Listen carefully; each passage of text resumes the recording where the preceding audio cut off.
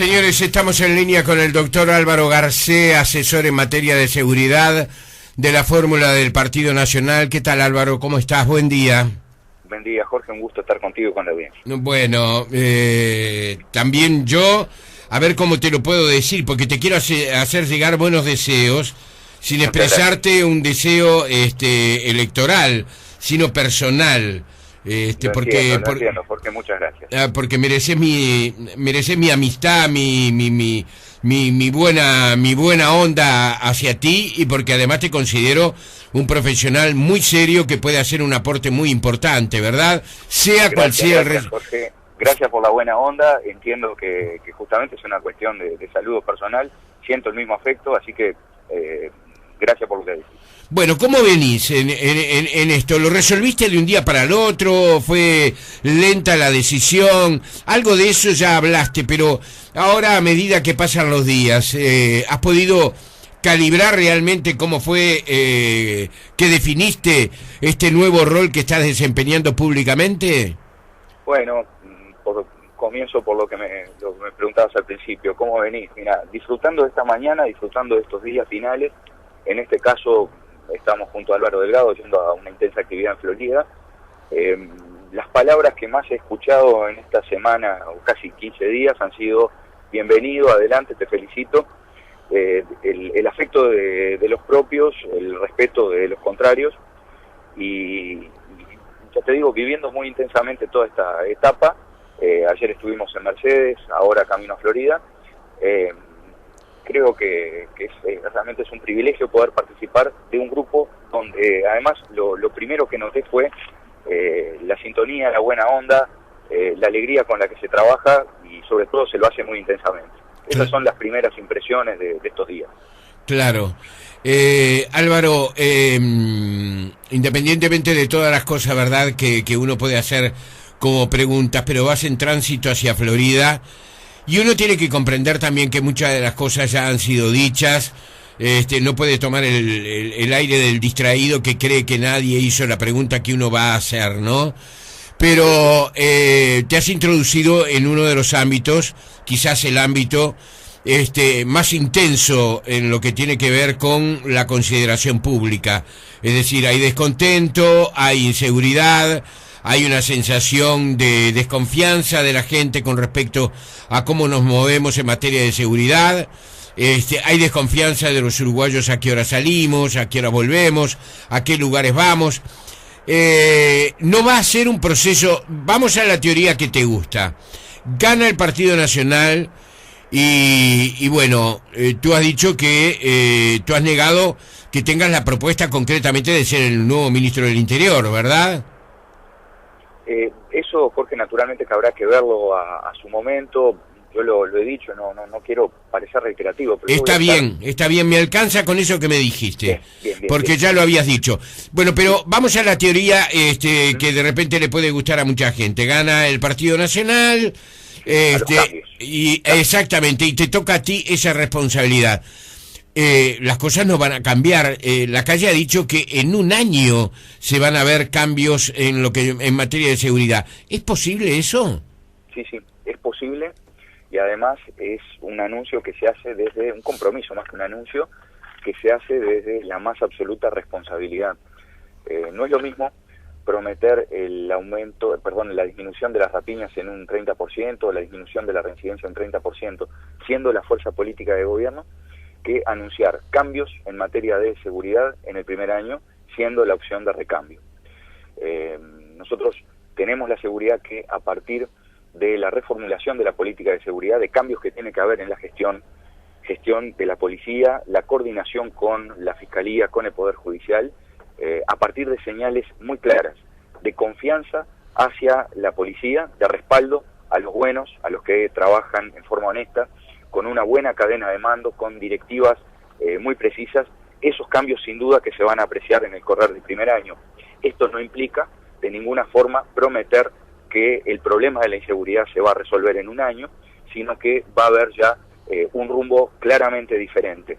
Y con respecto a lo que tú decías, a la sensación de inseguridad de la gente, es un dato que no se puede minimizar, no es una construcción arbitraria de una parte de la prensa. sino que es toda una dimensión subjetiva del problema de la inseguridad. No hay que pelearse con la realidad, no hay que pelearse con esos datos.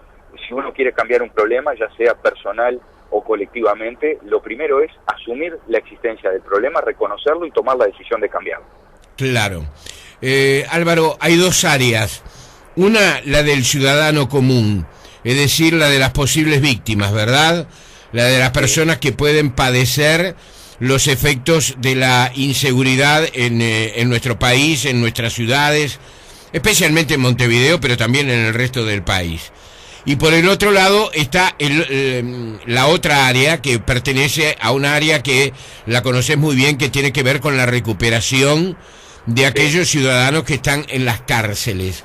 Son dos tareas realmente, no te digo para Hércules, porque sería de pronto exagerado decirlo, tampoco decir que son dos tareas imposibles, pero son dos tareas que plantean obstáculos muy difíciles, muy duros. Sí, es cierto, la cuestión penitenciaria no es sencilla, la gestión de la seguridad pública tampoco, pero estamos con indicadores que son preocupantes en una sociedad donde el desempleo ha disminuido, donde la economía presenta determinados síntomas de mejora.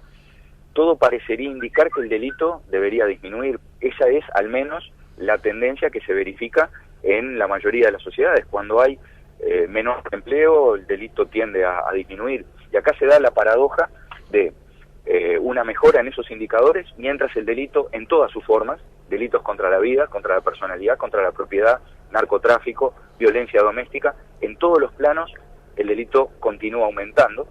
Y esta no es una especulación, esto surge de las propias cifras del Ministerio del Interior, que refieren a máximos históricos, por ejemplo en el caso de las rapiñas, y aún teniendo en cuenta que existe una cifra oculta, una cantidad de delitos que no se denuncian y que probablemente estén en el orden del 40 al 50%.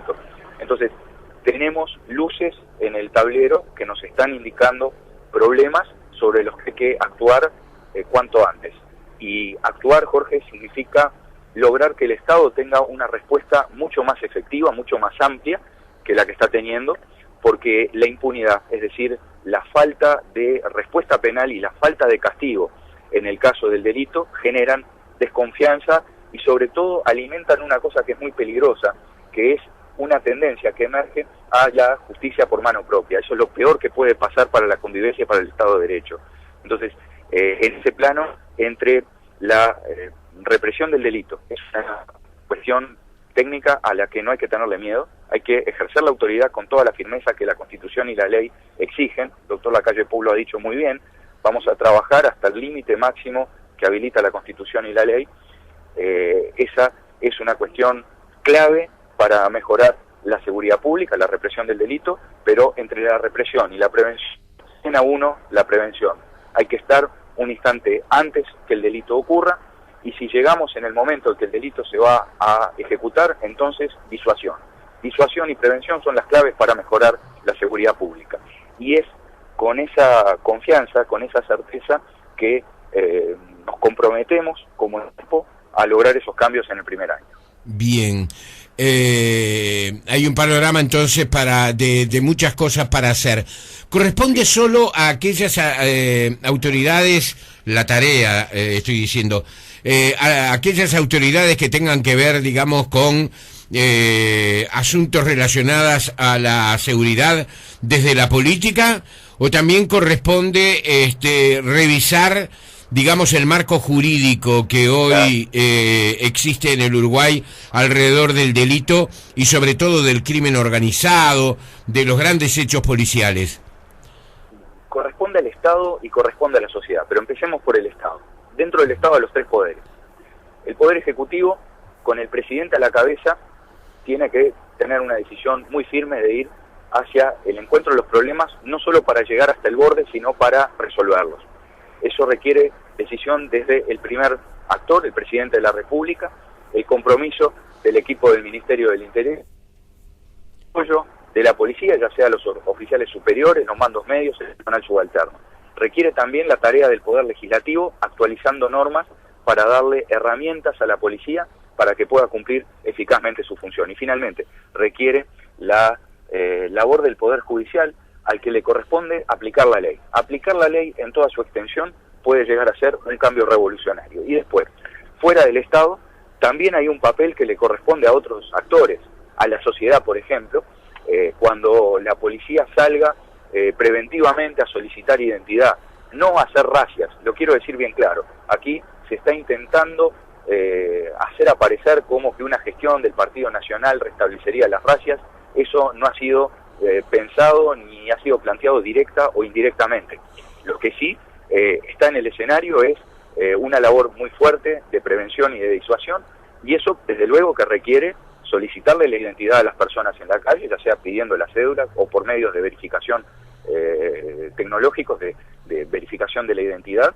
Y cuando eso se solicite va a ser muy importante el apoyo y la colaboración de la población.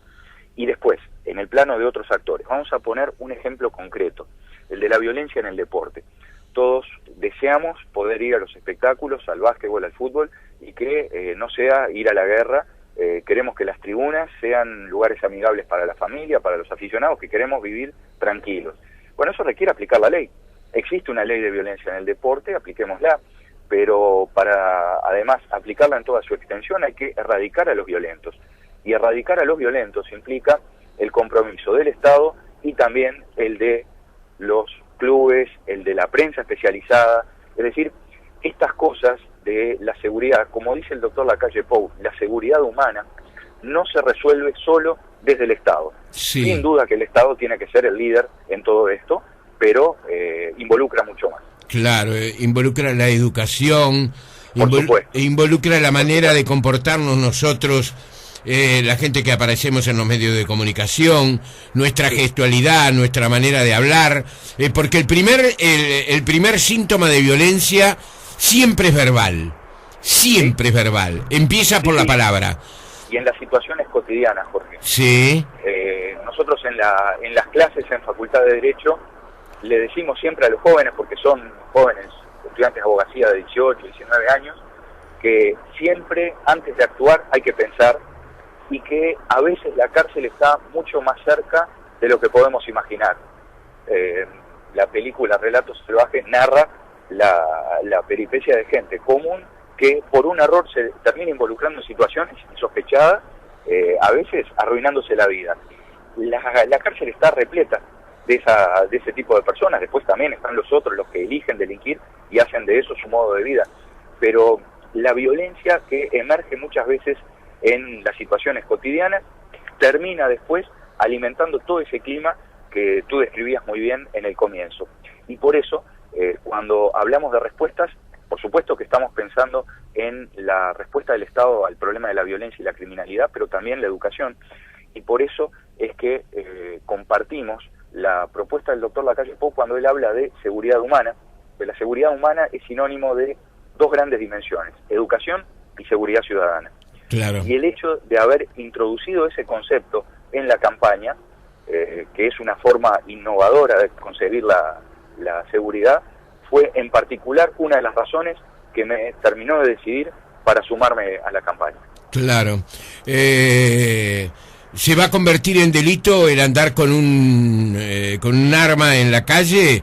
Hoy que la cantidad de armas en el Uruguay nos impresiona realmente. Armas en las sociedades. ¿Sabes que se me hay que prevenir? ¿Sabes que no te entendí lo primero, Álvaro? No, comparto contigo, Jorge, que la cuestión de la presencia, la proliferación de armas es una cuestión muy delicada a la que hay que darle la importancia que debe. Y yo te diría que más que hacer anuncios concretos, preferimos hablar de herramientas jurídicas para que la policía pueda cumplir mejor su labor, porque además la eficacia de la policía no se debe medir en función de la cantidad de arrestos, sino en función de la calidad del trabajo, la calidad de la prueba que la policía aporta a la justicia. Porque si no, seguimos en una especie de partido de tenis, donde por un lado la policía dice: nosotros los corremos, los apresamos, los detenemos, los llevamos al juzgado, entran por una puerta y salen por otra. Seguro. Y del otro lado, los operadores de la justicia dicen: tenemos que soltar a muchas personas porque no contamos con los elementos de convicción suficientes como para proceder. Entonces, esa devolución, esa especie de partido de ida y vuelta, hay que terminarlo.